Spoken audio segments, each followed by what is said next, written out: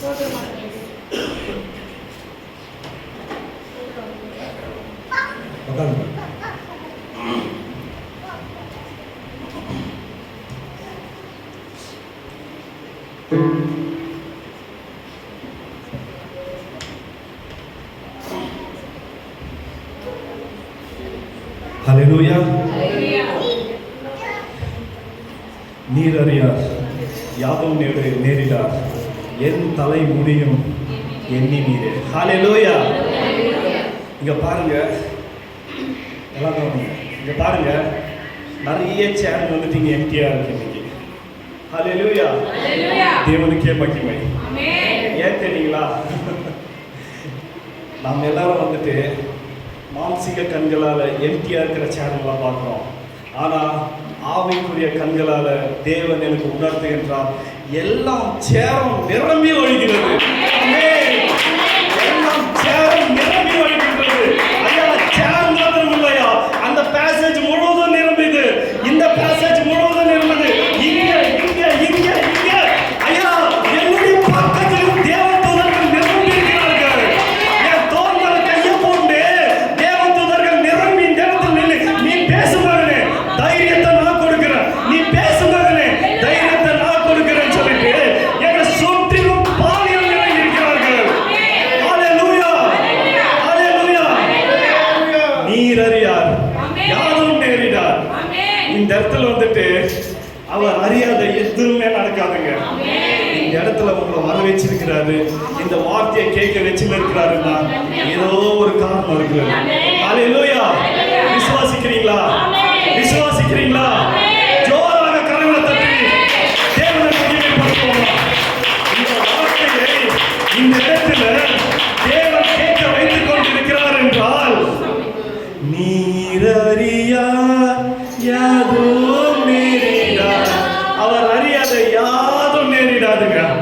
அவர் அறிவு கெட்டாம யாதும் நேரிடாது. நினைச்சுக்கலாம், எனக்கு இந்த குடும்பத்துல கஷ்டம் இருக்கு, எனக்கு இந்த கண்ணீர் இருக்கு, எனக்கு இந்த வேதனை இருக்கு, எனக்கு இந்த துன்பம் இருக்குன்னு நீங்க நினைச்சுக்கலாம். ஏன் நான் நினைச்சுக்கலாம், எனக்கு இவ்வளவு கடன் இருக்குன்னு சொல்லிட்டு. அதுக்கும் ஒரு காரணம் வச்சிருக்கிறாரு. அவர் அறியாத யாதுமே நேரிடாதுங்க. இந்த தலைமுடி ஒண்ணு கூட அவர் அறியாத கீழே விழாமா. ஹல்லேலூயா. வேதம் நமக்கு அதை தாங்க சொல்லுது. ஹல்லேலூயா. ஹல்லேலூயா. இன்னொரு விசை வாசிப்போமா நமக்கு கொடுக்கப்பட்ட வேத வாக்கியத்தை? நீங்கள் உலகத்துக்கு வெளிச்சமாய் இருக்கிறீர்கள். போதுங்க. கர்த்தர் உங்களையும் என்னையும் பார்த்து சொல்லுகின்ற ஒரு வார்த்தையாக, நீங்கள் உலகத்துக்கு வெளிச்சமா இருக்கிறீர்கள். நான் இன்னைக்கு வந்துட்டு ரெண்டு காரியத்தை குறித்து பேசணும்னு சொல்லிட்டு வாங்க. எல்லாரும் நம்ம பைபிள் வசனத்தை வாசிச்சிட்டீங்க இல்லையா? வாசிச்சிட்டோம். அப்படியே பைபிளை க்ளோஸ் பண்ணி வச்சுடுங்க. நான் சொல்றது மட்டும் கேட்டு போங்க. நான் இன்னைக்கு பைபிள்ல இருந்து எதையும் பேச போறதே கிடையாது. ஜென்ரலான விஷயத்தை பத்தி பேச போறேன். முக்கியமா சொல்லணும்னாக்கா ஒரு ஜெப குறிப்பை பத்தி தான் நான் பேச போறேன். கடைசியில் வந்துட்டு அந்த ஜெப குறிப்புக்காக தேவன் நியமிக்கப்பட்டு எனக்கு உணர்த்தின ஒருத்தர் இந்த இடத்துல வந்து ஜெபிப்பாங்க. சரிங்களா? ஜெப குறிப்பை மட்டும் தான் பேச போறோம். நம்ம என்ன பண்றோம்னாக்கா பைபிளை மூடி வச்சிருங்க. நான் சொல்றது அப்படியே லிசன் பண்ணிக்கோங்க. ரெண்டு காரியத்தை பத்தி பேச போறோம். முதலாவது காரியம் வந்துட்டு மிஷனரி ஊழியத்தை பத்தி பேச போறோம். மிஷனரியா இருந்த ஒரு அம்மையாரை பத்தி பேச போறோம். அதை பத்தி நான் தெரிவிக்க போறோம். சரிங்க. மிஷனரி ஊழியம் என்றால் என்ன? அதை நான் முதல்ல வந்துட்டு ஒரு சில வார்த்தைகளில் சொல்லிடுறேன். எனக்கு டைம் இல்லை, நிறைய சொல்ல வேண்டியது இருக்கு, டைம் இல்லை. மிஷனரி ஊழியம் என்றால் என்னன்னாக்கா, அவங்களுக்கு இருக்கிற யாவற்றையும் அவங்க விட்டு அதாவது அவங்களுக்கு இருக்கிற ஆஸ்தி அந்தஸ்து, அவர்களுக்கு இருக்கின்ற சொந்தம் பந்தம், அப்பா அம்மா கணவர் பிள்ளைகள் யாவரையும் விட்டு கர்த்தருக்காக கர்த்தர் சொல்லுகின்ற பாதையில இருள் சூழ்ந்த கிராமங்கள் இருந்தாலும் கூட, கர்த்தரை அறியாத இடங்கள், கர்த்தர் அந்த இடத்துல கொண்டு போன அடிச்சு கொல்லப்படுகிற ஒரு சூழ்நிலை இருந்தாலும் கூட மிஷனரிகள் அந்த இடத்துக்கு போய் தேவனுடைய நாமத்தை பிரஸ்தாபப்படுத்துவார்கள். அவர்களை அடிப்பார்கள், அடி வாங்கிட்டு மறுபடியும் அந்த இடத்துல போயிட்டு ஊழியம் செய்வார்கள். அவர்களை மெதிப்பார்கள், மெதித்தாலும் அந்த இடத்துல போயிட்டு ஊழியம் செய்வார்கள். தன்னுடைய குடும்பத்தும் சொத்தும் ஆஸ்தியும் அந்தஸ்தும் எல்லாவற்றையும் விட்டு தேவனுக்காக ஒரு ஒரு ஒரு கொடூரமான வாழ்க்கை சொல்லலாம். ஒரு கொடூரமான வாழ்க்கையை வந்துட்டு ஏதோ ஒரு காணாத தேசத்தில் அவங்களுக்கு என்ன பாஷையும் தெரியாது, மொழியும் தெரியாது, அந்த மாதிரி இடத்துல வந்துட்டு கர்த்தருக்காக வைராக்கியமாய் நின்று ஊழியம் செய்து கர்த்தர் யார் என்று அறிவிச்சு அவர்கள் அந்த இடத்திலே மறைத்து போவார்கள். அவர்கள் மரணம் என்பது எவ்விதமாக வேண்டுமென்றாலும் நடக்கலாம். அதாவது ஒரு இரத்த சாட்சியாகவும் நடக்கலாம், ஒரு நார்மலான ஒரு இயற்கை மரணமாக கூட இருக்கலாம். இதுதான் மிஷினரி ஊழியம். புரிஞ்சிச்சிங்களா? ஒரு மிஷினரி கிட்ட வந்துட்டு ஒருத்தர் போய் கேட்குறாங்க, மிஷினரி ஊழியம் என்றால் என்னன்னு சொல்லிட்டு. அவங்க அதுக்கு பதில் சொல்றாங்களாம், எனக்காக ஜீவன் விட்ட கர்த்தருக்காக என்னுடைய ஜீவனை தியாகமாக கொடுப்பதுக்கு கிடைச்சிருக்கிற ஒரு அரிய சாக்கியம் தான் மிஷினரி ஊழியம். புரிஞ்சிச்சிங்களா? கர்த்தர் நமக்காக ஜீவனை விட்டிருக்கிறார். அந்த கர்த்தருக்காக என்னுடைய ஜீவனை தியாகம் செய்வதற்காக கிடைச்ச ஒரு அரிய ஸ்லாக்கியம். இதை எப்படி என்றாங்க மிஷினரிங்க? ஒரு அரிய ஸ்லாக்கியம், ஒரு கிஃப்ட். ஏன் உயிரை தியாகம் பண்றதுக்கு எனக்கு கர்த்தர் கொடுத்த ஒரு கிஃப்ட்டுங்க இது. அதுதான் மிஷினரி வாழ்க்கை. அந்த மாதிரியான ஒரு வாழ்க்கை வாழ்ந்த ஒரு அம்மையார் பத்தி தான் நம்ம இன்னைக்கு பார்க்க போறோம். கர்த்தர் எதுக்காக இதை உணர்த்தினார் என்று உங்களுக்கு கடைசியில் வந்துட்டு கர்த்தர் அதை புரிய வைப்பார். ஓகே, நான் இன்னைக்கு யாரை பற்றி பார்க்க போகிறோம்னா, உங்களுக்கு நோட்ஸ் ஏதாவது இருந்தாங்கன்னா நான் சொல்கிற நோட்ஸை எழுதி வச்சுக்கின்னு நீங்கள் அதுக்கப்புறம் சர்ச் பண்ணி பாருங்கள், உங்களுக்கு இன்னும் அதிகமாக புரியும். நாம் இன்னைக்கு யாரை பற்றி பார்க்க போகிறோம்னா, ஆமி கார்மைக்கல்னு சொல்லிட்டு ஒரு அம்மையாரை பற்றி பார்க்க போகிறோம். உங்களுக்கு அம்மான்னு சொன்னாக்கா யாருங்க ஞாபகத்துக்கு வருவாங்க? அம்மான்னு சொன்னா ஓகே. இப்போ அம்மான்னு சொன்னாக்கா let's come to the reality. அம்மான்னு சொன்ன உடனே டக்குனு யார் ஞாபகத்துக்கு வருவாங்க? ஜெயலலிதா. எல்லாருக்கும் ஞாபகம் வருவாங்களா அம்மான்னு சொன்னாக்க ஜெயலலிதான்ட்டு? ஆனால் அந்த ஜெயலலிதா அம்மான்னு கூப்பிடுறதுக்கு முன்னாடியே இந்த உலகமே அவங்கள வந்துட்டு அம்மான்னு கூப்பிடுச்சு. அம்மானாக்கா நீங்கள் இப்போ கூகுளில் போயிட்டு அம்மான்னு அடிச்சிங்கன்னா கூட இவங்க தான் வருவாங்க, ஆமி கார்மைக்கல்னு சொல்லிட்டு. இவங்க வந்துட்டு அயர்லாண்டில் பிறக்கிறாங்க. 1867, அதாவது 1867ஆம் ஆண்டு. கிட்டத்தட்ட வந்துட்டு இந்த 18ஆம் நூற்றாண்டு, கிட்டத்தட்ட 18ஆம் நூற்றாண்டில் வந்துட்டு அவங்க வந்துட்டு பிறக்கிறாங்க. எவ்வளோ வருஷங்க முன்னாடி வந்துட்டு அவங்க பிறக்கிறாங்க. 1867ஆம் ஆண்டு வந்துட்டு அவங்க அயர்லாண்டில் பிறக்கிறாங்க. நல்ல ஒரு பணக்கார வீட்டில் பிறக்கிறாங்க. பணக்கார வீட்டில் பிறந்தாக்கா அவங்களுக்கு வந்து ரைஸ் மில்லு அந்த வியாபாரம் வந்துட்டு இருக்குது. சொந்தமாக ரைஸ் மில்லு வச்சு, அந்த காலத்தில் சொந்தமாக ரைஸ் மில்லு வச்சு நிறைய பணம், செல்வந்தங்க நல்ல அருமையாக இருக்கிறாங்க. ஆனால் இவங்களுக்கு வந்து சின்ன வயசுலேருந்தே இந்த கடவுளுக்குள்ளே வந்துட்டு அந்த ஏக்கம்ன்றது அதிகமாக இருக்குது. நான் பேசுறது கேட்குதுங்களா? சவுண்டு கரெக்டாக இருக்குங்க? ஓகே. இவங்களுக்கு வந்துட்டு அந்த தேவனுடைய வாஞ்சை வந்துட்டு அதிகமாக இருக்குது. தேவனுடைய வாஞ்சை. இவங்க சின்ன வயசுலேருந்து நல்ல ப்ரேயர்ஃபுல் லைஃப்பில் வளர்கிறாங்க. வளர்ந்து அந்த சின்ன வயசுலேயே வந்துட்டு என்ன பண்ணுறாங்கன்னா, அவங்களுக்கு ஒரு 5, 10 இல்லை 12 வயசு கிட்டத்தட்டன்னு வச்சுக்கோங்களேன். அந்த வயசில் வந்துட்டு அங்கே இருக்கிற யாருக்கும் அந்த ரைஸ் மில்லில் வர்றவங்களுக்கு வந்துட்டு அவங்க சின்னதாக ஊழியம் செய்கிறாங்க. கர்த்தரை பற்றி சொல்கிறாங்க, பைபிள் வாசிக்கிறாங்க, அந்த பைபிள் இருக்கிறத வந்துட்டு அவங்களுக்கு சொல்கிறாங்க. இப்படியாக வளர்ந்து கொண்டுறாங்க. அவங்களுக்கு ஒரு குறை இருந்துச்சுங்க. அவங்களுக்கு என்ன குறை இருந்துச்சுன்னா, அயர்லாண்டில் வந்துட்டு அந்த நேரத்தில் அங்கே இருக்கிற முக்கால்வாசி பேருக்கு வந்துட்டு, முக்கால்வாசி இல்லை, ஒரு 90% பேருக்கு வந்துட்டு நீல கலர் கண்கள் இருக்குமா, சரிங்களா, ப்ளூ கலர் கண்கள் இருக்குமா. ஆனால் இந்த அம்மையாருக்கு மட்டும் அம்மான்ட்ட சொல்கிறேன் நான், இந்த அம்மாவுக்கு மட்டும் நீல கலர் கண்கள் இல்லாமல் பிளாக் கலர் கண்கள் இருக்குமா. இதெல்லாம் வந்துட்டு இன்டர்நெட்டில் அவங்களுடைய சுய சரித்திரத்தில் இருக்குதுங்க. நீங்கள் போயிட்டு தாராளமாக நீங்கள் பார்க்கலாம். அதுக்காக வந்துட்டு அவங்க ரொம்ப கஷ்டப்படுறாங்க. ஐயோ, எனக்கு மட்டும் என் நீல கலர் கண்கள் இல்லை, எனக்கு மட்டும் என் கருப்பு கலரில் இருக்கு கண்ணுங்க. நிறைய தடவை கடவுள்கிட்ட வந்து ஜெபிச்சிருக்கிறாங்க.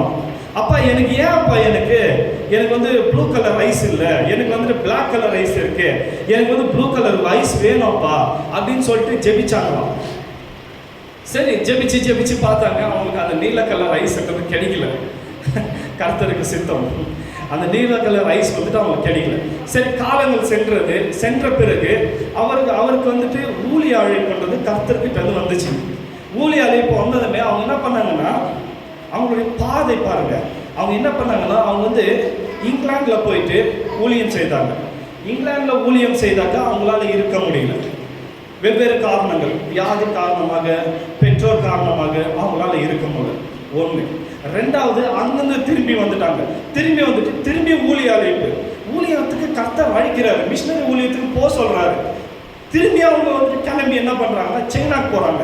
சைனாக்கு போனாக்கா அங்கேயும் ஒரு சில வியாதியின் காரணமாக அவங்க வந்துட்டு அங்கேயும் இருக்க முடியல, ரிட்டர்ன் வந்துடுறாங்க. திரும்பி ஊழியத்துக்கு அழைப்பு வருது. அவங்க திரும்பி என்ன பண்றாங்க, ஜப்பானுக்கு போறாங்க. ஜப்பானுக்கு போயிட்டு ஊழியம் செய்யறாங்க. அங்கேயும் அவங்களால இருக்க முடியல. எத்தனை இடங்க, இங்கிலாந்து, சைனா, ஜப்பான், அதுக்கப்புறம் ஸ்ரீலங்கா வராங்க. ஸ்ரீலங்காலையும் அவங்களால இருக்க முடியல. ஏன்னா கர்த்தருக்கு சித்தம் என்ன தெரியுங்களா, அந்த நேரத்தில் வந்துட்டு நம்ம ஆமி கார்மைக்கேல் அம்மாவை வந்துட்டு இந்தியாவுக்கு வர வைக்கிறது தான் அவருடைய நோக்கம். அவங்க எங்க போனாலும் இருக்க முடியாது. கர்த்தருக்கு சித்தம் இதுதான். நீ ஊழியம் செய்யறதா கர்த்தருக்கு சித்தம் என்று இருந்தால் நீங்க எந்த வேலைக்கு போனாலும் அது கர்த்தருடைய சித்தமா இருக்காதுங்க. நீங்க செய்யவே முடியாது. அவர் இழுத்துனே இருப்பாரு, வாங்க இங்க வாங்க இங்கன்னு சொல்லிட்டு. கடைசியில இந்தியா வந்து சேர்ந்தாங்க. இந்தியா வந்து சேர்ந்ததுக்கு அப்புறம் லிசன் பண்றீங்க இல்லையா, கவனமா கேளுங்க. இந்தியா வந்து சேர்ந்தாங்க. இந்தியா வந்து சேர்ந்ததுக்கு அப்புறமா அவங்க வந்துட்டு கொஞ்சம் கொஞ்சமா ஊழியத்துகளை ஆரம்பிச்சாங்க. எந்தெந்த பகுதியில் ஊழியத்தை ஆரம்பிச்சாங்கன்னா, நம்ம தமிழ்நாட்டு பகுதியில் ஆரம்பிச்சாங்க. சென்னையில் வந்து இறங்கினாங்க. சென்னையில் வந்து இறங்கினதுக்கு அப்புறம் இந்த நீலகிரிஸ் ஊட்டிக்கிட்ட இருக்கு இல்லைங்களா, நீலகிரி பகுதியில் வந்துட்டு ஊழியம் செய்தாங்க. பாளையங்கோட்டை பகுதியில் ஊழியம் செய்தாங்க. ஊழியம் செய்து கொண்டு இருந்தாங்க. அவங்களுக்கு வந்துட்டு இந்த லாங்குவேஜ் தெரியல அவங்களுக்கு. சரின்னு சொல்லிட்டு அவங்க லாங்குவேஜ் எப்படியாவது கற்றுக்கணும்னு சொல்லிட்டு முயற்சி செய்யணும்னு இருந்தாங்க. ஒரு நாள் என்னாச்சுன்னு பார்த்தீங்கன்னா, நம்ம பெங்களூரில் வந்துட்டு அந்த ஊழியம், நம்ம அந்த அம்மாவுடைய துணை ஊழியர் வந்துட்டு இந்த பெங்களூர் பகுதியில் அவங்கெல்லாம் வந்திருக்கும் போது இந்த துணை ஊழியர் வந்துட்டு ரோட்டில் நடந்து வராங்க. ரோட்டில் வந்துட்டு நல்ல கவனமாக கேளுங்க, முக்கியமான விஷயம் நான் சொல்கிறது. அவங்க ரோட்டில் வராங்க. நம்ம பெங்களூர் பகுதியில், வேற எங்கேயும் சொல்லலைங்க, நம்ம பெங்களூர் பகுதியில். அவங்க வந்து 21 வயசில் வந்துட்டு அவங்க வந்துட்டு நம்ம இந்தியாவுக்கு வந்துட்டாங்க. சரிங்களா, 21 வயசில் வந்துட்டாங்க. இங்கே பெங்களூர் பகுதியில் அவங்க இருக்கும்போது, இது உண்மையான விஷயங்க, பெங்களூர் பகுதியில் அவங்க தெருவில் இப்படி நடந்து போயின்னு இருக்கிறாங்க. அந்த துணை ஊழியர் ஒரு சின்ன பொண்ணு, ஒரு 10 வயசுலேருந்து 12 வயசு பொண்ணு, 10 வயசுலேருந்து 12 வயசு பொண்ணு. அந்த பொண்ணு பேர் வந்துட்டு பிரேனா. நீங்கள் நோட் பண்ணி வச்சுக்கோங்க, நீங்கள் அப்புறம் சர்ச் பண்ணி பாருங்கள் பெங்களூரில் இந்த மாதிரி நடந்துச்சான்னு சொல்லிட்டு. பிரேனான்னு சொல்லிட்டு ஒரு பெண்ணு, ஒரு சிறுமி, 10 வயசுலேருந்து 12 வயசு இருக்கும். ஓடி வந்து இருக்காங்க, குடுகுடுன்னு ஓடி வர்றாங்க. ஓடி வந்ததுமே இந்த துணை ஊழியர் வந்துட்டு அங்கே இருக்கிறாங்க. அவங்க பிடிச்சிக்கிறாங்க, ஏமா ஓடுற அப்படின்னு சொல்லிட்டு. அவங்க பயந்து பேசுகிறாங்க. சரி பயப்படாதம்மா, ஒரு நிமிஷம் இரு, நீங்கள் வந்துட்டு நம்ம அம்மா இருக்காங்க, ஆமி கார்மைக்கேல் இருக்காங்க, அவங்க கிட்ட வந்துட்டு நம்ம ஒரு விஷயம் போவோம் அப்படின்னு சொல்லிட்டு அவங்க கிட்ட அம்மையார் கிட்ட கூட்டின்னு போகிறாங்க. கூட்டின்னு போனதுமே அவங்க கிட்ட வந்துட்டு கத்தி அழுது அந்த குழந்தை. யாரு, பிரேனான்ற குழந்தை வந்துட்டு கத்தி அழுதப்போ இவங்க என்ன செய்யறாங்கன்னு சொன்னாக்கா, இவங்க வந்துட்டு ஒரு சேர் இருக்குங்க, அந்த சேர்ல இங்க உக்காந்துக்குன்னு அந்த குழந்தைய வந்துட்டு இவ்வளோ ஒன்று தான் இருக்கும். குழந்தை ஒரு 10 வயசு குழந்தைன்னு வச்சுக்கோங்க. இவ்வளோ வந்து நம்ம ஜெனிட்டா மாதிரி இருக்குன்னு வச்சுக்கோங்க. கிட்ட கூப்பிட்டுக்குன்னு அந்த தலையை வந்துட்டு அவங்க மடி மேலே சாய்ச்சிக்கிறாங்க. புரியுது இல்லைங்களா? அவங்க மடி மேலே சாய்ச்சிக்கின்னு இப்படி தடவி விட்டுட்டு அவங்கள ரிலாக்ஸ் பண்ணுறாங்க. ரிலாக்ஸ் பண்ணிட்டு, சொல்லுமா உன் பேர் என்னம்மான்னு கேட்குறாங்க. என் பேர் வந்து பிரேனான்றாங்க. சரிம்மா உங்கள் அம்மா பேர் என்னன்னு கேட்குறாங்க. அவங்க அம்மா பேர் சொல்கிறாங்க. உங்கள் அப்பா பேர் என்னம்மான்னு கேட்குறாங்க. அவங்க அப்பா பேர் வந்து அந்த பொண்ணுக்கு தெரியல. அல்லேலூயா, கேட்குறீங்களா? அந்த பொண்ணுக்கு அப்பா பேர் வந்து தெரியல. இதுனா இது ஒரு விசித்திரமாக இருக்கு. மேபி அவங்க அப்பா மறிச்சு போயிருக்கலாம்னு நினைக்கிறாங்க. அதுக்கப்புறம் வந்துட்டு, சொல்லுமா எதுக்காக நீ பயப்படுற அப்படின்னாக்கா, என்னை வந்துட்டு எல்லாரும் சேர்ந்து என்ன பண்ணுறாங்கனாக்கா, ஒரு கூட்டம் கிட்டத்தட்ட 500 பேர் 1000 பேர் சேர்ந்து என்ன பண்ணுறாங்கன்னா, என்னை வந்துட்டு தேவதாசியாக பண்ணுறாங்க அப்படின்னு சொல்கிறாங்க. ஹல்லேலூயா. உங்களுக்கு தெரியுங்களா தேவதாசினா என்னன்னு சொல்லிட்டு? எத்தனை பேருக்கு தெரியும் தேவதாசினா என்னன்னு? இந்தியாவில் வந்துட்டு பிரபலமாக இருக்கின்ற ஒரு கல்ச்சர், அது இந்துவில் இருக்கிற கல்ச்சர். நம்ம தமிழ்நாட்டில் வந்துட்டு தேவர் அடியார் மற்றும் தேவதாசின்னு சொல்லுவாங்க. நம்ம பெங்களூர் கர்நாடகாவில் வந்துட்டு இவங்க வந்து பசவின்னு சொல்லுவாங்க. பசவின்னு கேள்விப்பட்டிருக்கீங்களா? நம்ம கர்நாடகாவில் பசவின்னு சொல்லிட்டு போடுவாங்க. பசவின்னு சொல்லிட்டு நல்லா திருவிழாவில் நடக்கும். பசவின்னு சொல்லுவாங்க. நம்ம நார்த்து சைடில் போனீங்கன்னா மாத்தாண்டின்னு சொல்லுவாங்க. இது மாதிரி பல பேர்களை வச்சு கூடுவாங்க. பல பேர்களை வச்சு கூப்பிட்டாலும் இவங்களை வந்துட்டு இவங்க செய்கிற அந்த துறையை வந்துட்டு அவங்க எக்ஸ்பிளைன் பண்ணுறாங்க. அதை வந்துட்டு ஒரு விஷயம் நான் 2 காரியம் பேசுகிறேன்னு சொன்னேன். ஒரு காரியம் வந்துட்டு மிஷினரி ஊழியத்தை பற்றி, அம்மையார் பற்றி பேசுகிறேன்னு சொன்னேன். 2வது காரியம் தேவதாசிகளை பற்றி வந்து கர்த்தர் பேச இந்த இடத்துல வந்து கிருபை செய்திருக்கிறார். தேவதாசிகளை பற்றி பேசுறது மட்டும் இல்லை, அவங்களுக்காக நம்ம ப்ரேயர் செய்யவும் வைக்க போகிறார். ஹல்லேலூயா. சரிங்க, நம்ம வந்துட்டு சீக்கிரமாக இதுக்குள்ளே போயிடுவோம். தேவதாசிங்கன்னு சொன்னாக்கா ஒரு சில பேருக்கு இந்த இடத்துல தெரிஞ்சிருக்கு, ஒரு சில பேருக்கு தெரியல. தெரிஞ்சவங்களுக்கு பரவாயில்ல, தெரியாதவங்களுக்கு நான் விலைக்கு சொல்கிறேன், புரிஞ்சுக்கொள்ளுங்க. தேவதாசிங்கன்னு சொன்னாக்கா தேவன் என்றால் தெரியும் இல்லைங்களா? தேவன்னா தெரியுங்களா? தேவன்னா கடவுள். அதாவது நம்ம கடவுளும் சொல்லுவாங்க, அவங்க கடவுளும் சொல்லுவாங்க தேவன்னு சொல்லிட்டு. அவங்க கடவுளும் தேவனும் சொல்லுவாங்க. தேவன் தாசின்னா தெரியுமா? என்ன பிரதர் நீங்கள் கெட்ட வார்த்தை பேசுறீங்க? ஆமாங்க, கெட்ட வார்த்தை தான் அது, கூச்சமான வார்த்தை தான் அது. ஆனாலும் கர்த்தர் வந்துட்டு முயற்சி செய்து நடக்கிறாரு. தேவ தாசிங்கன்னு சொன்னால், தாசினாக்கா ஒரு விபச்சாரம் செய்கிற பொண்ணு, ஒரு விபச்சாரம் செய்கிற ஸ்திரீயை தான் தாசின்னு சொல்லுவாங்க. தேவ தாசினாக்கா அந்த கடவுளுக்கு வந்துட்டு ஒரு மனைவி. சரிங்க, கடவுளுக்கு மனைவினாக்கா கடவுளுக்கு போய் எப்படிங்க மனைவி இருக்க முடியும்? இவங்க ஷாக் ஆயிடுறாங்க. கடவுளுக்கு மனைவியா? என்ன கடவுளுக்கு மனைவி? ஆமாம், அந்த கல்ச்சர் வந்துட்டு அந்த காலத்தில் இருந்துச்சு, இந்த காலத்துலையும் இன்னமும் இருக்குது. நம்ம கர்நாடகாவில் வந்துட்டு கிட்டத்தட்ட தேவதாசிங்களே வந்துட்டு 80,000 பேர் இருக்காங்க, சர்வே சொல்லுது.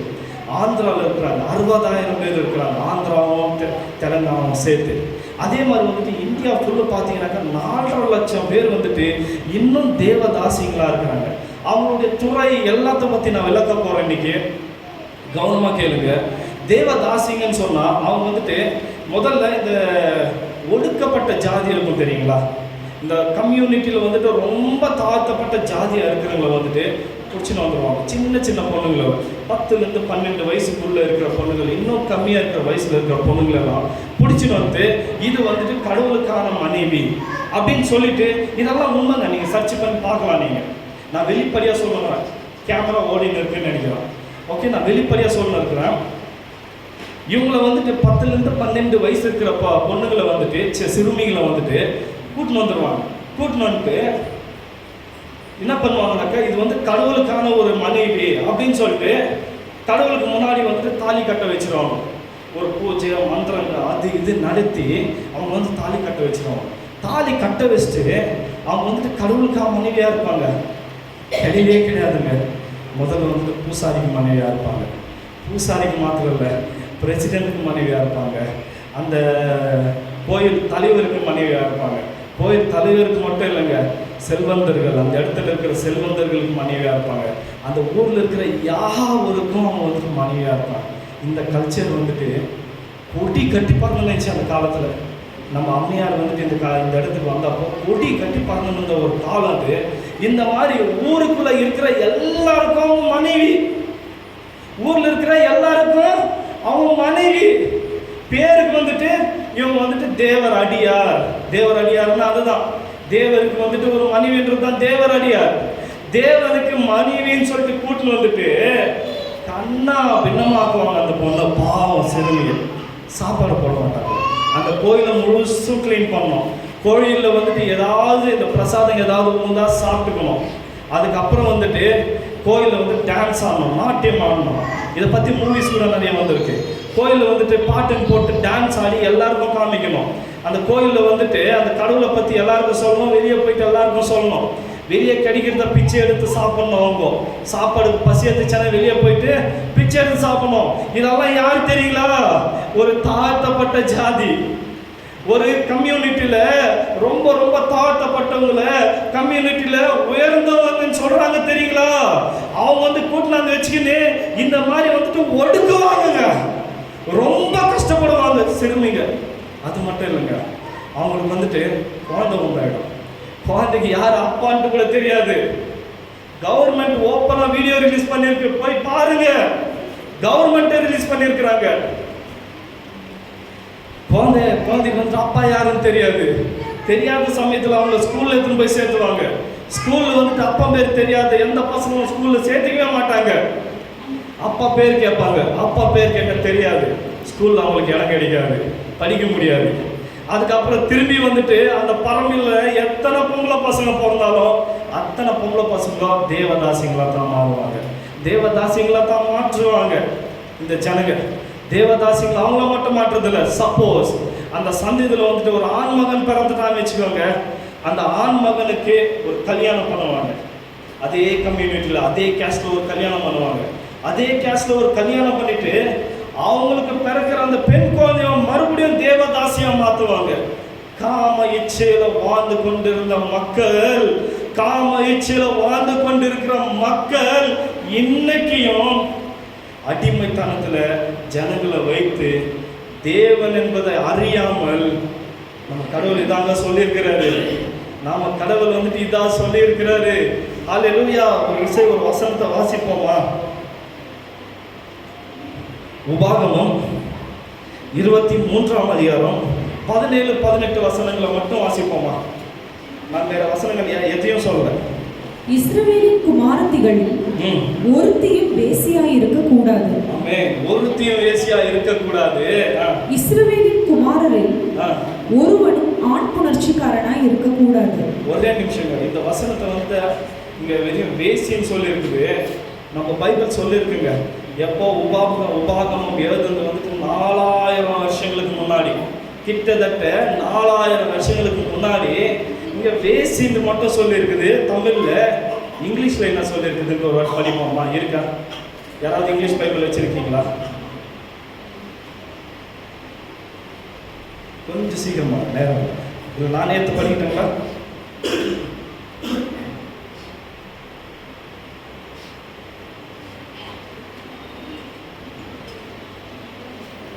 எடுத்துட்டீங்களா? நான் சொல்லிடுறேன். Deuteronomy chapter 23 verse number 17. No Israelite man or woman is to become a shrine prostitute. இங்க வெறும் prostitute சொல்றேன். அது பக்கத்துல என்ன இருக்குங்க? Shrine. நோட் பண்ணி வச்சுக்கோங்க. என்ன prostitute? Shrine. Shrine prostitute. Shrine prostitute என்று சொன்னா என்னன்னு சொல்லிட்டு நீங்க எல்லாரும் கூகுள்ல அடிச்சு பாருங்க. Shrine prostitute என்ன தெரியுங்களா? இந்த கோயில்ல வந்துட்டு prostitute பண்றவங்க. ஹல்லேலூயா. இப்போ நேத்து வந்த கலாச்சாரம் இல்லைங்க, 4000 வருஷங்களா இருக்கிற ஒரு கலாச்சாரம். 4000 வருஷங்களா அவங்களுடைய கடவுளுக்கு ஒரு அடிமை, கொத்தடிமைகளாக தாழ்த்தப்பட்ட ஜனங்களை, தாழ்த்தப்பட்ட சிறுமிகளை, இன்னும் சொல்ல போனா அவங்க கடவுளுக்கு படிச்சுட்டு மிருகங்களாட்டம் வேட்டையாடி கொண்டிருக்கிறார்கள் ஜனங்கள். இன்றைக்கும் நடந்து கொண்டிருக்கிறாங்க. அந்த பிரேனான்ற பொண்ணை வந்துட்டு சிறுமி, அவங்க அம்மா ஏற்கனவே தேவதாசியா இருக்கிறாங்க. தேவதாசியா இருந்து எப்படியாவது என் மகளாவது இந்த இடத்துல இருந்து ஓடி போகட்டும், என் மகளாவது இந்த இடத்துல இருந்து காப்பாற்றப்படட்டும், இந்த மிருகங்கள், இந்த கொடிய நாய்கள் இடையில என் மகள் தாங்கவே மாட்டாள். ஐயா, ரெட் லைட் ஏரியான்னு சொல்றோமே, விபச்சார ஊர்கள் என்று சொல்றோமே, எல்லாத்துக்கும் முன்னோடி இதுதாங்க ஐயா. இதுதான் கடவுளுக்குன்னு சொல்லிட்டு படிச்சுட்டு, என்னையா கடவுள், உங்களுடைய கடவுள் வந்துட்டு மனைவிகளை ஊரா தேடி சுத்துற கடவுளா? கடவுளுக்கு படிச்சுட்டு சிறுமிகளை வந்துட்டு கொடூரம் பண்றாங்க. அந்த தாயின் உள்ள வந்துட்டு தவிக்குதுங்க. என் பிள்ளையாவது இந்த இடத்துல இருந்து எப்படியாவது தப்பிச்சு போட்டோம், இந்த மிருகம் கிட்ட வேணாம், எங்கேயாவது போயிட்டு அடிபட்டு ட்ரெயின்லயோ பஸ்லயோ எதுலயோ வந்து ஊந்து கூட மறிச்சு போகட்டும், மறிச்சு போவதே இருந்தாலும் இந்த மிருகம் கிட்ட இருக்கிறத விட 10 வயசுல சின்ன பின்னங்க ஆவறதை விட வெளியே போயிட்டு எங்காவது அடிபட்டு செத்து கூட போயிட்டோம் அப்படின்னு சொல்லிட்டு தன்னுடைய தாய் வந்துட்டு அங்கலாய்ப்புனால தன்னுடைய பிள்ளை பிரேனா வந்துட்டு தப்பிக்க விடுறாங்க. ஓடுறாங்க 500-600 பேர் வந்துட்டு துரத்தின்னு வராங்க சிறுமியை. அப்போதான் போயிட்டு நம்ம அம்மை கிட்ட வந்துட்டு அவங்க தஞ்சமிட்டு இதெல்லாம் சொல்றாங்க. சொன்னதுமே அவங்களுக்கு ஆச்சரியமாகுது. ஏன் ஆச்சரியமாகுதுன்னா, நம்ம வேதத்துல வந்துட்டு முற்றிலும் இந்த ப்ராஸ்டியூஷன், அதாவது விபச்சாரத்தை வந்துட்டு கர்த்தர் எதிர்க்கிறார். விபச்சாரம் இருக்கக்கூடாதுன்னு சொல்லிட்டு கட்டளை இருக்குது நமக்கு, தெரியுங்களா? எத்தனை பேருக்கு தெரியும்? 10 கட்டளைகள் வந்துட்டு ஒரு கட்டளை வந்துட்டு விபச்சாரம் செய்யாதிருப்பாயாக, விபச்சாரம் செய்யாதிருப்பாயாக. அவங்களுக்கு புரியுது அது. நம்மளுடைய கடவுள் வந்துட்டு விபச்சாரத்தை இவ்வளவு இருக்கிறாரு, விபச்சாரம் செய்யக்கூடாதுன்னு சொல்லிட்டு இவ்வளவு சப்போர்ட் பண்றாரு. நம்மளுடைய கடவுளுக்கு மிஞ்சின கடவுளா இது? ஆச்சரியமாகுது அவங்களுக்கு. நிறைய வசனத்துல புரட்டி பார்க்கறாங்க. அந்த இடத்துல ராகாபை பத்தி பார்க்கறாங்க. ஐயோ, ராகாப் வந்துட்டு ஒரு வேசியா, வேசியா இருந்த பொழுதும் கர்த்தர் தேர்ந்தெடுத்த அந்த ஜெனரேஷனே வந்து பார்க்கிறார் இயேசு கிறிஸ்து. ஹalleluya! கரங்களை தட்ட மாட்டீங்களா? ஒரு வேசி, அந்த வேசியில் இருக்கிற அந்த சந்ததியுடைய வயிற்றுல தான் உனக்கும் எனக்கும் ரட்சிப்பு அளிக்க வந்த தேவாதி தேவன், கர்த்தாதி கர்த்தா, பரலோகத்தின் தந்தை இயேசு கிறிஸ்துவானவர் பிறந்து வந்தார். ஹalleluya! அபிஷேகம் நிரம்புதுங்க, எனக்கு அபிஷேகம் நிரம்புது. ஒரு வேசியின் சந்ததியில வந்தவர் தாங்க இயேசு கிறிஸ்து. இதை நான் கொச்சமாக பார்க்கவே இல்லை. ஒரு வேசியை வந்துட்டு இயேசு கிறிஸ்துவோட காலத்துல எல்லாரும் கல் அடிச்சு, அது வழக்கமா இருந்துச்சு, கல் அடிச்சு இந்த வேசியை நாங்க கொலை செய்வோம்னு சொல்லிட்டு எல்லா கல்லும் எடுத்துக்கிறாங்க. இயேசு கிறிஸ்து வந்து அந்த இடத்துல நிக்கிறாரு. உங்களை யார் பரிசுத்தமா இருக்கிறீங்களா, இப்ப கல்லடிங்கன்னு சொல்றாரு. ஒருத்தரும் கை வைக்க முடியல, வேசி கை வைக்க முடியல. அப்படியே அந்த வேசி கீழே வந்துட்டு இப்படியே வந்து பாக்குறாங்க. யாரா இது, என்ன வந்துட்டு கல்லால் அடிச்சு கொள்றதுக்கு தான் எல்லாரும் வருவாங்க. ஒரே ஒருத்தர், ஒரே ஒருத்தர், ஒரே ஒருத்தர். glory, glory, glory. இக்கரா சதுரி ஹந்தரலமா. ஒரே ஒருத்தர் வந்து நிக்கிறாருங்க. வேசி இல்லையா இவங்க? எனக்கு பிரியமான சீஷர், எனக்கு பிரியமான சீஷர் இவங்கதான். முதல் நான் உயிர் தெழுந்து இருக்கிற டைம்ல நான் முதல் காட்சி இவங்களுக்கு தான் அளிக்க போறேன். ஹalleluya, ஹalleluya. வேசியின் வயிற்றுல வந்துட்டு அந்த ஜெனரேஷன்ல பிறந்தது மாத்திரமல்லங்க, பிறந்தது மாத்திரமல்ல, நான் மரிப்பேன், சதா காலங்களிலும் உயிரோட எழுந்திருப்பேன் சொன்ன தேவன் உயிரோட எழுந்தப்போ முதல் காட்சி அளித்தது அவங்களுக்கு தான். ஹalleluya! எவ்வளவு நல்ல தேவன் தெரியுங்களா? எவ்வளவு நல்ல தேவன் தெரியுங்களா? மிருகங்கள் வந்துட்டு வேட்டையாடுகின்ற மிருகங்கள், சாத்தானானவன் வந்துட்டு கச்சிக்கிற சிங்கத்தை போல எவனை விழுங்கலாமோ என்று வகை தேடிக்கொண்டு சுத்தி திரிகின்ற காலத்துல கர்த்தர் நான் ரட்சகர் என்று இறங்குகின்ற காலமும் இருக்குது அல்லவோ, இல்லவோ? தேவனுடைய பிள்ளைகளே, அந்த பிரேனா வந்துட்டு அந்த அம்மையார்கிட்ட எல்லாத்தையும் சொல்றாங்க. இவங்க பைபிள்ல இருக்கிற இந்த சரித்திரத்தெல்லாம் பார்த்து நம்மளுடைய தேவன் இந்த மாதிரி இல்லையே, நம்மளுடைய தேவன் இந்த மாதிரி இல்லையே. ஓ, கிட்ட போயிட்டு அவங்கள பார்க்கறாங்க. மடிமலை கருத்துல இருக்கிறாங்க, தலையை தூக்கி கிட்ட போயிட்டு அவங்கள பார்க்கறாங்க. பார்த்தாக்கா அவங்களுடைய கண்கள் வந்துட்டு கருப்பா இருக்குதுங்க. ஹalleluya! எத்தனை பேர் புரிஞ்சிச்சு? அவங்களுடைய கண்கள் வந்துட்டு கருப்பா இருக்குது. அர்த்தம் புரிஞ்சிச்சுங்களா உங்களுக்கு? அம்மையாருடைய கண்கள் வந்துட்டு அயர்லாண்டில் இருக்கிற நீல கண்கள் அல்ல, நம்ம இந்தியாவில் இருக்கிற கரும் கண்கள். கர்த்தர் வந்துட்டு அம்மையாரை படிச்சது இந்தியாவுக்கு வர வைக்கணும். இந்தியாவுக்கு வர வச்சு இந்த மாதிரி ஆட்களுக்கு நடுவில் நின்று போராடி ஊழியத்தை பண்ணி அவர்களுக்கு ரட்சிப்பை பெற்று தரணும்னு சொல்லிட்டு அயலாம போராடணுன்ற ஒரு நோக்கத்தோடு தான் கண்களை பார்த்து ஆச்சரியப்பட்டாங்க. ஓ கடவுளே, எனக்கு இப்போ உணர்த்துனீங்க ஏன் எனக்கு நீல கண்கள் இல்லாம கருமையான கண்கள் இருக்குது அப்படின்னு சொல்லிட்டு. அன்னைக்கு அணைச்சிக்கிட்டாங்க, அப்படியே கிட்ட இன்னும் சேர்த்து அணைச்சிக்கிட்டாங்க, வாமா அப்படின்னு சேர்த்து அணைச்சிக்கிட்டாங்க. அந்த அன்பு இருந்துச்சு பாருங்க, சேர்த்து அணைக்கின்ற அன்பு தேவாதி தேவனுடைய பிள்ளைகள் கிட்ட இருந்து மட்டும் தான் கிடைக்கும். அது அவங்க அம்மா அணைச்சா எப்படி இருக்குமோ அந்த மாதிரி வந்துட்டு அம்மையார் வந்துட்டு அணைச்சப்போ அவங்களுக்கு அப்படி இருந்துச்சான் பிரேனாக்கு. அந்த பிரேனா உடனே என்ன செய்யறாங்கன்னு சொன்னா, முதல் அவங்களுக்கு பேர் கொடுத்தது அவங்க தான். அம்மா அப்படின்னு கூப்பிட்டாங்களாம். எவ்வளோ அங்கலாய்க்கும் பார்த்தீங்களா? அம்மா அப்படின்னு கையை தூக்கி இன்னும் அவங்கள சேர்த்து அணைச்சிக்கிறாங்களா? அம்மா அப்படின்னு சொல்லிட்டு அவங்க வந்துட்டு பாருங்க, அம்மான்ற பேர் வந்துட்டு அம்மையாருக்கு அன்னைக்கு தான் கிடைச்சிச்சு. ஒரு தாய், அந்த தாய்க்குரிய பாசம் அவங்களுக்கு கிடைச்சிச்சு. அவங்க உட்காந்து சொன்னாங்களாம், நான் மட்டும் இல்லைங்க, என்னுடைய தேவன் எப்படியாப்பட்டவர்னு சொல்ல பாருங்க அப்படின்னு இன்னும் உள்ள கூட்டு போயிட்டு அவங்க தோல் மேல் கையை போட்டுக்கின்னு, என் தேவன் யார் தெரியுங்களா? இந்த மாதிரி விபச்சாரம் செய்ய வைக்கிற தேவன் இல்லை, தேவ தாசிகளை உருவாக்குற தேவன் இல்லை. அதுக்கு மாறாக நீ ஏதாவது தெரியாம பாவம் செய்துட்டியா, தெரிஞ்சு பாவம் செய்துட்டியா, என்னுடைய தேவன் மன்னிக்க வல்லவராக இருக்கின்றார், கருணை உள்ள தேவன். அவருடைய கருணை எந்த விதத்துல இருந்துச்சு தெரியுங்களா? அவருடைய கருணை எந்த விதத்துல இருந்துச்சு தெரியுங்களா? அன்னைக்கு அம்மையார் பிரேரா கிட்ட சொன்ன வார்த்தை நான் சொல்றேன் பாருங்க. அவருடைய கருணை வந்துட்டு அம்மா எந்த விதத்துல இருந்துச்சு தெரியுமாமா? அவர் வந்துட்டு நீ தெரிஞ்சு தெரியாம செய்த பாவத்துக்கு, உங்க அம்மா தெரியாம செய்த பாவத்துக்கு, உன்னுடைய தேவதாசின்ற அந்த ஜெனரேஷன் தெரியாம செய்த பாவத்துக்கு அவர் பரத்திலிருந்து இறங்கி வந்தார். பரத்திலிருந்து இறங்கி வந்து உனக்காகவும் எனக்காகவும் அடிபட்டு நொறுக்கப்பட்டு வேதனைப்பட்டு துன்பப்பட்டு துயரப்பட்டு அவரை வாரினால் அடிச்சாங்க. அடிச்சப்ப அவருடைய சதைகள் பீஞ்சி வந்ததா, உடம்பு முழுசும் அடி, உடம்பு முழுசும் காயங்கள் ஏந்து கொண்டார். உன்னுடைய பாவங்களை சிலுவையில் சுமந்தார். அந்த சிலுவையை தூக்க கூட அவருக்கு ஸ்ட்ரென்த் இல்லமா? அந்த சிலுவையை தூக்க கூட அவருக்கு ஸ்ட்ரென்த் இல்ல.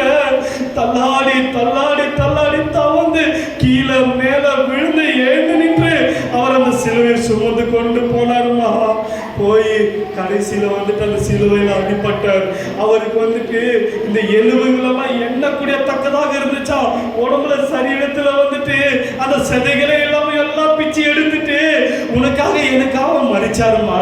மறிச்சிட்டு தன்னுடைய ரத்தத்தினால உன்னையும் என்னையும் இன்றைக்கு கழுவி இருக்கிறார். உங்களுடைய அம்மாவை கழுவி இருக்கிறார், உங்களுடைய சந்ததியை கழுவி இருக்கிறார், தேவதாசி என்ற இனத்தையே கழுவி இருக்கிறாருமா. எங்க வேத இந்த அம்மா சொல்லுதுன்னு சொன்னாங்களாம்.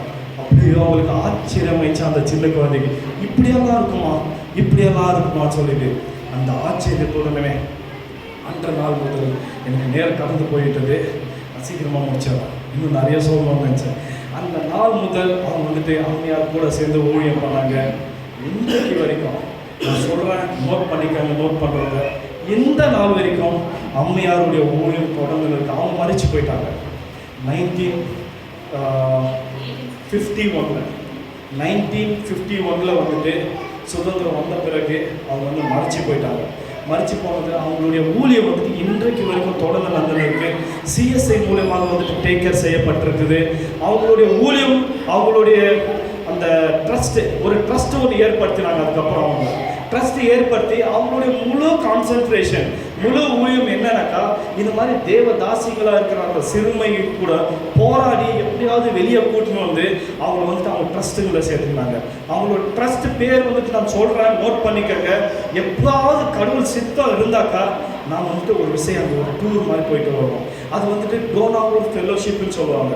ஒரு கிராமம், கோனாவூர்னு சொல்லிட்டு ஒரு கிராமம் தமிழ்நாட்டில் இருக்குது. இந்த திருநெல்வேலி, தஞ்சாவூர், இந்த பிளேஸுகள், இந்த என்ன சொல்லுவாங்க, கன்னியாகுமரி, நாகர்கோயில், அந்த மாதிரி பிளேஸ் அந்த இடத்துல வருது. டோனாவூர் ஃபெல்லோஷிப்னு சொல்லிட்டு டோனாவூரில் இருக்கு. ஒரு ஊர் முழுசாக, அந்த வில்லேஜ் முழுசாக அவங்களுக்கு தான் ஊழியம். கடவுள் வந்துட்டு அவ்வளோ கிருபியாக பெரிய லேண்டை கொடுத்துருக்கிறாரு. ஊழியம் ரொம்ப சிறப்பாக இன்று வரைக்கும் நடந்துருக்கு. இன்னைக்கு வரைக்கும் தேவதாசிகள் என்று அழைக்கின்ற பிள்ளைகள் வந்துட்டு இன்னைக்கு வரைக்கும் இன்னும் இருக்கிறாங்க. அந்த இடத்துல வந்து அவங்களுடைய குழு வந்துட்டு காப்பாற்றி கொடுத்தாங்க. நாம் சொன்னோம் இல்லைங்களா, ஒரு கவுண்ட் 4.5 லட்சம் தேவதாசிகள் வந்துட்டு இந்தியாவில் இருக்கிறாங்க. அந்த தேவதாசிகளுக்காக கர்த்தர் தேர்ந்தெடுத்து கொடுத்தார். ஊழியம் பாருங்க, அவங்களுடைய ஊழியம் எப்படி நடக்குதுன்னு சொல்லிட்டு மிஷினரிகளுடைய ஊழியத்தை பற்றி எக்ஸ்பிளைன் பண்ணேன். அதே சமயத்தில் வந்துட்டு நடக்கின்ற ஒரு கொடூரமான விஷயத்தை பற்றி நான் எக்ஸ்பிளைன் பண்ணேன். பைபிள் கதைகளை எதுவுமே சொல்லலைங்க. எதுக்காக சொல்ல வச்சாருன்னா, ஐயா உங்களையும் என்னையும் மிஷினரியாக ஏன் போங்கன்னு சொல்லிட்டு கர்த்தர் சொல்லல, ஆனால் மாறாக உனையும் சொல்கிறாருங்க. அவங்களுக்காக ஜெபிக்க யாராவது இருக்கிறீங்களா? ஹல்லேலூயா! அவங்களுக்காக ஜெபிக்க யாராவது இருக்கிறீங்களா? சோர்ந்து போயிட்டீங்களா? இல்லைங்க. கர்த்தர் வந்துட்டு அவருடைய அபிஷேகத்தினால நம்மை நிரப்பி அவர்களுக்காக ஜெபிக்க ஒரு திராணியை நம்மளுக்கு கொடுக்க போகிறார். ஹல்லேலூயா. இந்த வேளையில கர்த்தர் வந்துட்டு மறுபடியும் கேட்டுக்கொண்டிருக்கிறார். இதோ தேவதாசிகளுக்காக நான் என்னுடைய மிஷனரியை அழைத்தேன். அந்த மிஷனரி இந்த உங்க ஊர்ல உங்களுக்கு சேர்ந்த இந்த நாட்டில் உங்களுக்காக வந்து கஷ்டப்பட்டு மறிச்சு போனாங்க. அந்த கொடூரமானது 2009 அந்த டைம்ல வந்துட்டு கவர்மெண்ட் கண்களுக்கு போயிட்டு எத்தனையோ போராளிகளுடைய போராட்டத்தினாலையும் கவர்மெண்ட் வந்துட்டு ஒரு உத்தரவு பிறப்பிக்குது. 2009 ஆக்ட் நம்பர் 139 என்ற ஆக்ட் நம்பர் மூலியமாக கவர்மெண்ட் ஒரு உத்தரவு பிறப்பிக்குது. என்னன்னு சொல்லி பார்த்தோம்னாக்கா, தேவதாசிகளுடைய பிள்ளைகளை வந்துட்டு யாருமே அப்பா பேரை கேட்காம ஸ்கூல்ல சேர்த்துக்கணும்னு சொல்லிட்டு கவர்மெண்ட் உத்தரவை கொடுத்துட்டாங்க. அவங்களுக்காக வந்துட்டு கர்த்தர் ஆத்தும வார்த்தை நமக்கு கொடுப்பாரா? ஹல்லேலூயா. எல்லாரும் ஒரு விஷயம் எழுந்து ஆத்தும பாரத்தோடு உள்ளத்தின் ஆழத்திலிருந்து, ஐயா உங்களுடைய ஜனங்கள், ஐயா உங்களுடைய மக்கள், ஐயா அவர்களுக்கா